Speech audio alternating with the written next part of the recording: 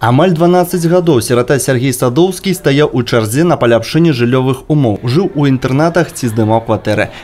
А цяпер з прыемным хваляваннем разглядае свою однопокоевую кватэру. Уже ремонт есть, это уже хорошо. Газовая плита, умывальник какой-то, на первое время уже можно будет тоже кушать готовить.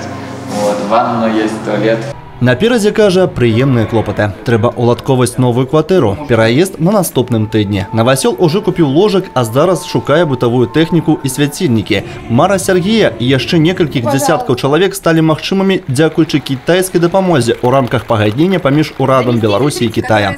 За 3 гады ўжо пабудаваны дамы ў Брэсце, Пінску, Баранавічах, а цяпер і ў Жабінцы. Аплодисменты. Я хотел бы поблагодарить наших китайских друзей за финансирование и сотрудничество плодотворное в рамках реализации этого проекта.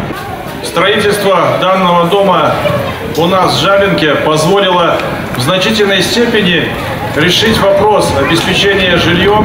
Ільготныя дамы будуюць па праектах Брэсжилбуда. Панелі і перакрыцці вырабляюць на мясцовым заводзе. Гэтае прадпрыемства з'яўляецца і субпадрядчыкам кітайскай кампаніі. За час супрацоўніцтва сумесна пабудавана ўжо 503 кватэры. Очень правильное решение нашего правительства, правильное направление для того, чтобы мы, строители, постоянно ритмично работали. Поэтому, я думаю, успешное очень соглашение, но успешно действует.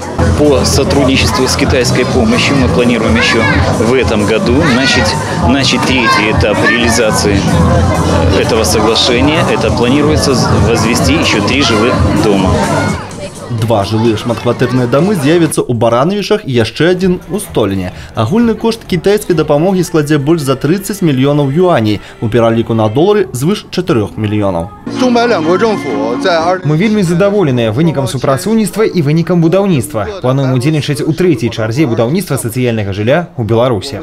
Супрацоўніцтва працягваецца, а гэта значыць, што ў бліжэйшы час дзясяткі шматдзетных сем'яў, дзяцей-сірот і сем'яў з дзецьмі-інвалідамі атрымаюць ключы ад ільготных кватэр і палепшаць свае жыллёвыя умовы.